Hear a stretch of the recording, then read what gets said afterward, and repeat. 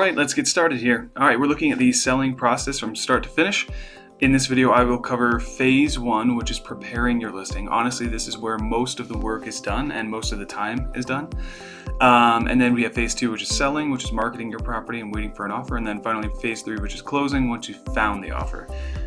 Phase one consists of an evaluation of your situation and the value of your home. Then strategizing, coming up with a plan, prepping the property, and finally capturing it in its best light and comparing it to your competition to make any necessary adjustments to the price or the condition before you jump on the market to be most successful. Once you're on the market, phase two selling is marketing, doing your showings, making any adjustments while that's going on, and reviewing offers as they come in. Finally, closing is negotiation, inspection, appraisal, and then the actual closing itself. And each phase has its own timeline and each one is variable. So prepping, I've had some clients that have, I would say that the quickest that I've ever seen this happen from start to finish is 1 week. And that would be getting an all cash offer and no property preparation. And I've seen people prep for far too long. And then the sale process typically, depending on the time of year, can take anywhere from, I would say, 45 days, a week or so of marketing, and then 30 days to close, to a more average, 60 days. So that's pretty good for our market right now as of 2020. All right, preparing your listing. So this again is going to be the most not complicated. This is going to be the longest section because there is the most to do when you prepare. All right, first thing is evaluation. What's your home really worth and what can you get? You can never do this too early. So if you're thinking about selling in a year, you could be doing this right now, getting your information and figuring out what projects you need to take on and then take them on at your speed. All you need is a great agent. So budgeting is the first thing. For budgeting, what we're thinking about here is basically coming together on all the numbers. One of the first things we do is we, as a lifelong trusted consultant, will come over and at any time give you ideas of what projects are going to have a better than dollar for dollar return and what won't. So in that way, you can kind of get an idea of the preparation costs and factor that into the total budget. Then we can help you to determine a sale price and any sale costs and give you a net sheet, which is a net proceeds sheet from the sale, which will tell you exactly how much will be in your pocket at the end. Then we can kind of give you an idea of any repairs or concessions that might happen, or at least the most common ones, and how much to budget for that. Then we actually look at your qualification for the new purchase and the new purchase price. And going through all of that helps you to really see the end of the road, which I think if you do that all the way at this step, you will have a much more successful outcome. Earnest money is involved in the purchase part, and then you've got closing costs as well. Then you have the appraisal on the buy side, any carrying costs that you might have if you are going to make one move and potentially have two properties at the same time. Moving costs, if you're paying movers or anything like that, furnishing a new home.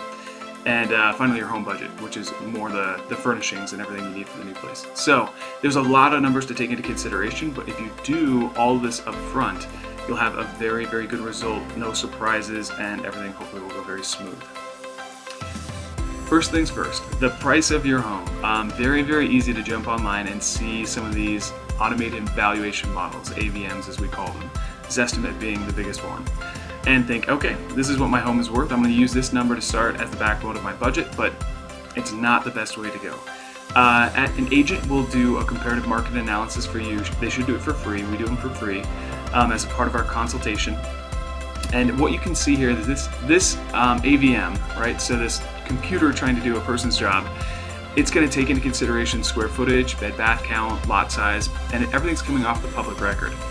Off-market and distressed listings, if they're incorporated, are not necessarily incorporated in the right way, so it can throw things off. What they miss, what automated valuation models miss, are your updates, your condition, your competition, your financials specifically, and the market conditions. So it might be a good jumping off point, or it might be a good place to start just to see, but if you really want to figure out if moving is right for you, you should definitely ask an agent, engage an agent to do a comparative market analysis for you. What you can see here is one single property and all the different valuation models that it had. So it had 415, 455, 235, and the house actually eventually sold for $390. So if you were budgeting on any of those numbers, you would have been either terribly disappointed in the end, in both cases, or one of them you probably wouldn't have even started. It would have been a non-starter. So with a 6 to 40% margin of error, just get some help. I promise you, there's no obligation, it's free. This is what we do every day, it's our job. And our seller's consultation, a little bit about how that looks. This is not your typical just free home value estimate. I mean, you'll see those in the mail all the time, or you'll hear about it on the news. That is not what we like to do. We also don't do a listing presentation. It's not, you need to do this and we need to help you. Basically what we do, Impact is here to provide you with all the information you need to decide for yourself if selling is right for you. So it starts by contacting an agent, and then you complete a phone questionnaire. It takes about 10 minutes. Then you receive and review our 2020 Seller's Guide. I'll update that. And you complete the homework section, which is very, very easy. It's just answering a few questions about that property and a few things that you'd need to do anyway if you wanted to sell it. None of that should take more than 20-30 minutes. Then our in-home consultation takes about an hour. Discuss how to prepare your listing for maximum return on investment. Again, we'd walk around and I would point out only the projects that have a better than dollar for dollar return. And if you're thinking, oh, I have to redo the floors, I have to do this, a lot of times I'm telling people don't do it. In this marketplace, you don't need to, and you will not see the money back. So that's one of the ways that we save people money even before we're ever engaged by them or actually officially working for them. So, and it's actually one of the biggest savings too. So we'll discuss the best timing for the sale. Timing can be one of the biggest parts of the strategizing, making sure that everything is just locked into the way that you want it. We know exactly when we're gonna hit the market. We have plan A and plan B. We'll go through a comparative market analysis and look at the value of your home now. And if we're not going to list the property for 3 months, we're going to do another comparative market analysis when you do actually list. And then we'll finally go boil it all the way down to net proceeds, looking at all of the costs, including the commissions.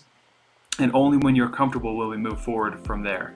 The next step is to do a lender consultation, and that is taking the net proceeds number, going to a lender, and discussing the budget for a comfortable replacement home. So you could actually start from what you're going to make and what you want to spend and work your way into a number for a price range for your new home. And then we can actually go out there and show potential properties that would replace yours. Because quite frankly, just knowing how much your home is worth is definitely not the entire picture. Knowing how much it's worth and how much you're going to spend during the entire process is a little bit closer. Knowing how much that can afford you and staying within a comfortable monthly budget is the next step. But then finally, you got to get out there and see the homes. Because if you walk in and yeah, this solves all my issues. Like this is the next step for me. That's when you know it's a go. And so at that point, we'll put together a game plan on how to get there. And then finally, get to work. So only after you've really understood for yourself whether or not selling makes sense would you ever sign anything with any of our team members. And it's an agreement to then continue to work forward with us. We can engage our contractors to help you get some stuff done on the preparation of your home. We'll be doing basically just getting everything going. So you have options. So also the other thing we'll discuss during that strategy is, should you keep your old home and rent it out? I do a quick tips video on this one that talks a little bit about what to consider if you are considering keeping your house and renting it out. But you do need to come up with essentially the rental rates, your cash flow projection, your loan qualification preparation, that is, can you afford both mortgages and how do you do that? It's a lifestyle consideration as well. There's some emotional components as well as, tolerance. If you can't tolerate tenants, it's probably not the right thing. Management costs, if you want to do it, but then you don't want to deal with the tenants at all. And then for your replacement options, you definitely need to calculate your net proceeds to see where the down payment's coming from. The loan qualification is the biggest part. You probably will need a signed lease on the old property before you actually qualify for the new one. And we cover all that in the consultation. And then basically we would set up an MLS search and start doing some showings. So that's knowing your options. Again, we have actually had many of our clients who were first-time home buyers then become instead of first-time home sellers, they actually didn't sell, they rented their house out, so now they are starting to build a portfolio for passive income, and then they moved up to their new property by using the equity in their old one. So this is a real quick look at some figures that you need to take into consideration, because again, if you just know how much your home is worth, that does not answer the question. Everything you see here with $2 next to it is a savings opportunity. So a great agent is going to be able to guide you in such a way that you're either going to save money or make more money. For the initial sales price, a great agent's going to be able to get you more. For the preparations and repairs, they'll save you money. For the real estate commissions, any agent that's worth their weight is going to pay for themselves and then some. In terms of staying away from seller concessions, keeping you from having to pay for anything for your buyer, the appraisal, if it needs to be negotiated, title insurance, the loan payoff is subjective cost, it's how much you owe on your mortgage. Carrying costs and maintenance, that's something that an agent can help you with, transfer fees, and any transaction fees or prorations. So I would say a comfortable number to go from your sales price to your net proceeds is probably 7 to 8% with repairs and those things in mind, as long as it doesn't need a ton of work. And then from your net proceeds, there are tax considerations. So, that's something that we'll talk about. If you do need to rent back, that could cost money, or you could basically get an agent to negotiate a free rent back if you need that time in your house to find your new place.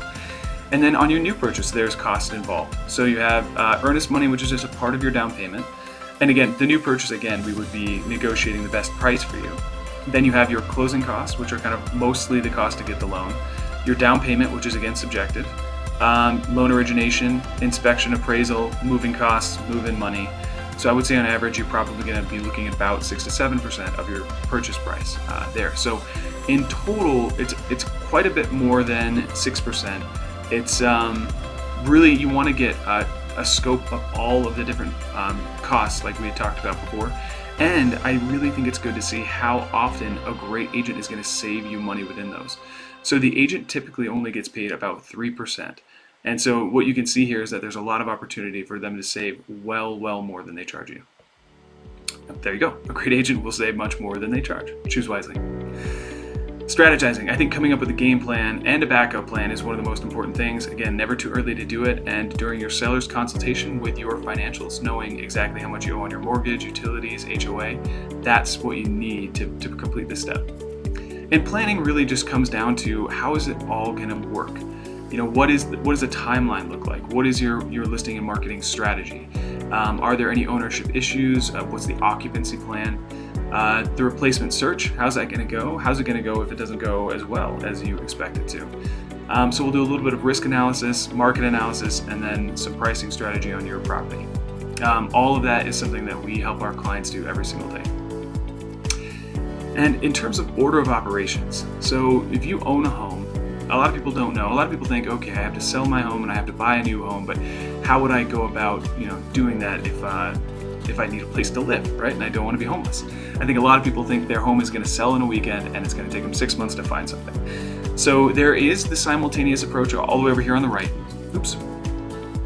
And what this says is basically that you're going to move once, but you're going to do it simultaneously. So the pros are that you have low or no carrying costs, so you don't have to pay for 2 mortgages at once.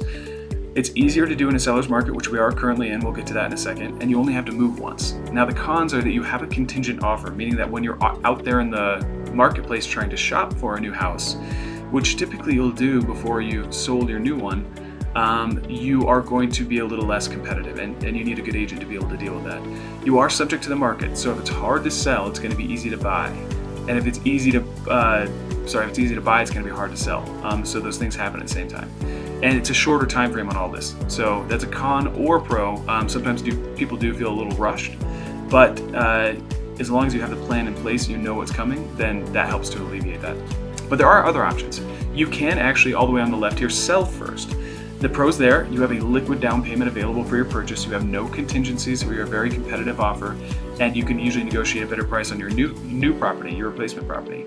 And you can time the market, so you can sell when it's right to sell and buy when it's right to buy. Now the cons are you have to move twice, and you need someplace to go. And then buying first, you can do that too. You can basically just wait for the motivation until you find the right home and be casually searching while you're living in your home. Then you can actually purchase that property. It allows you to time the market, so you can buy when it's advantageous and you can sell when it's best to sell. You move once, and then the cons are that you must have the equity and or you must qualify for a bridge loan. So you got to be able to qualify for both mortgages. And when I say you need your financials to really plan this all out, you need to know how long could you take on 2 mortgages. So know your carrying costs and pad your budgets.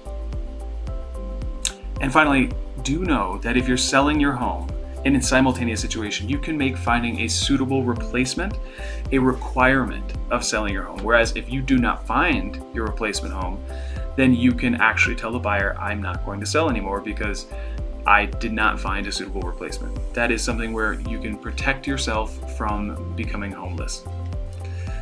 Pricing strategy, what a home is worth is what a buyer's willing to pay and a seller's willing to accept in today's market. So the market will ultimately determine your price. Now, the agent that you choose has a lot of influence over that. However, we are squarely in the camp of we will never disappoint someone. We will never buy a listing by telling you it's worth more than it actually is. We will tell you what it's worth. If you want to go higher than that, we'll tell you probably what will happen and how that'll affect your plan. And if it's within the realm of possibility within our minds, then we'll accept moving forward with a plan in place to drop the price if we're not meeting your goals in a certain amount of time. We will help you come up with a conservative baseline at this stage, and then we'll review it before listing. So during planning, we'll come up with a number that makes sense, that causes you to feel comfortable about moving forward, and then put in all the work. And then as soon as we get to the time that we're listing, we'll review that number. And a lot of times that gets better because of the work that you did and maybe the time that's passed. There's two different pricing strategies. One is traditional, which is basically you put out the highest price that you could possibly think the market would support and you wait. This is definitely good to use for the slower time of the year. Anywhere from, honestly, our market starts to stagnate around July 4th, and then in the fall and winter, it's better just to ask what you would like to get. Maybe even a little bit more, because price drops are not as they're not perceived as negatively at that time of year. And it's a little bit more straightforward. You do have less buyer's remorse from the people that are coming in because the price is what you see is what you get. The cons are you have less ability to negotiate terms because we're probably dealing with one buyer at a time. It can take longer and cause a negative stigma if you're doing it the wrong time of year, and it can be more of an appraisal risk if you're basically trying to get more than the market has ever delivered before, more than the neighborhood supports. Then there's energy pricing. So energy pricing is essentially pricing it low or directly in the heart of the market during a time of low inventory to get a bidding war going on. And that bidding war will typically drive it above the price that you actually wanted and potentially give a little bit more data to support the highest property price in the neighborhood so far.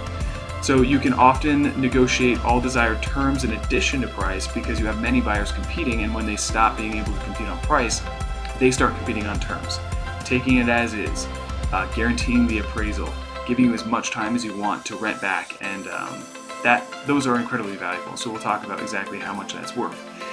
It is nearly impossible to underprice a home with enough time. So if you put a home up at $1, the auction effect, you'll have enough people come in because it looks like an incredible value, and it will drive the price up to the market price. So there are caveats here, and each situation is different. I know that if other agents are watching this, they might beat me up about this, but it's basically if you're going to underprice the home and use the energy pricing strategy, you want to make sure that you have enough time. List it on a Thursday, maybe do a coming soon. Go all the way through the weekend and then review your offers on Monday or Tuesday so that you have a full weekend with nice weather where you have maximum exposure to the listing. The cons are there's serious risk of buyer's remorse in this case. If you get buyers competing, sometimes they just at this point are bidding to win, and if they're doing that, they might put out a number that they can't actually back or don't want to.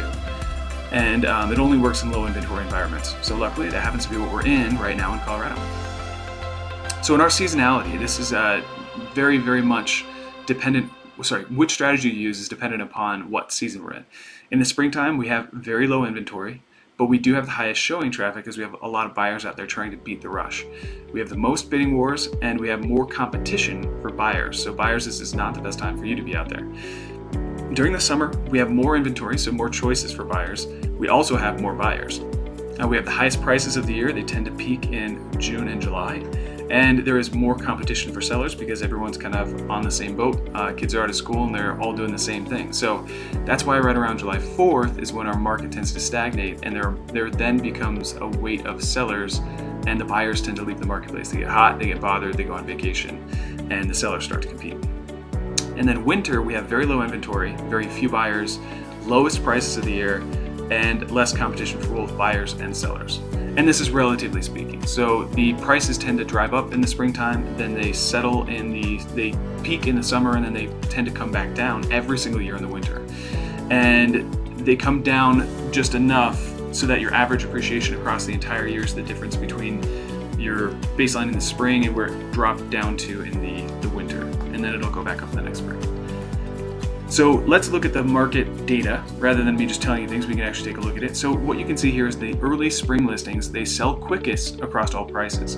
Again, they have the most showings. So what is here on the top left is the days on market. So how long did it take it to sell? And it's broken out by price, where you can see the starter homes down here are selling very, very quickly. These are the properties that all the news and media channels are talking about selling in a week.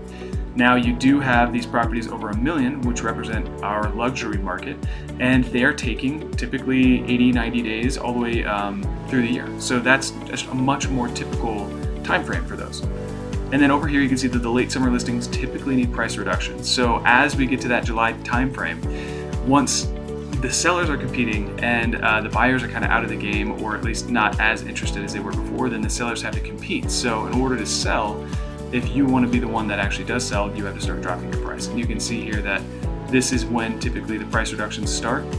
And then down here we don't have as many price reductions, there's just not as much inventory. Now if we're looking at the market peaking in April most years, this is looking at the sold price versus the asking price. So are they getting more than they're asking for or less? And it's broken out again by price. So you can see typically, first of all, our first-time home prices are getting almost always more than they're asking for. So that's one thing to keep in mind if you're selling. It's good to expect that you're going to, if you price it right, probably get your asking price or even more, but only if you price it right. You can still overprice it, and that's when you will get less than you're asking for. Then if you go up into the luxury market, typically people are negotiating lower prices. So keep that in mind when you price it. I mean, if you do overprice there and you have to drop the price, it's a little bit more of a norm, right? And so there you go, luxury listings almost always get less than asking. Then by July, 1/3 of all listings will need a price reduction to sell. So here you can see the percent with the price reduced, and right there, right about July 4th, every single year, that's when those price reductions start. And so anytime after that, I would say, especially in that September, October, November timeframe, doing a price reduction doesn't really have a negative stigma. The best way to go is to price it right from the beginning, so you don't have to drop the price and you can complete your goals in a timely manner. But if you have to, it's not so uncommon to do it anytime. Really, the only time you don't want to be dropping the price is February, March, April, May, June, right? So that's when most of them are not dropping prices. So our consultation, no sugarcoating. We're never going to tell you what you want to hear. We're going to tell you what you need to hear, and then we're going to deal with it. We guide the process, and you control the decisions, and you can cancel at any time for any reason. So if the plan makes sense, I know this is a long video, but it's all about coming up with a plan that makes sense for you, and we've just talked about all the considerations. If you want us to help you specifically come up with your plan, then we're happy to do that. We'll basically come and do the consultation as described earlier and get a plan going for you, and if it makes sense for you, only then do you sign anything to agree to work with us. And again, you can cancel at any time. We simply ask that if we're going to be honest and open with you, you're open and honest with us, and in that way, if something's not going right or not meeting your expectations, we have the ability to fix it. All right, I'm gonna go ahead and stop here, and then we will jump back in a second with property preparation.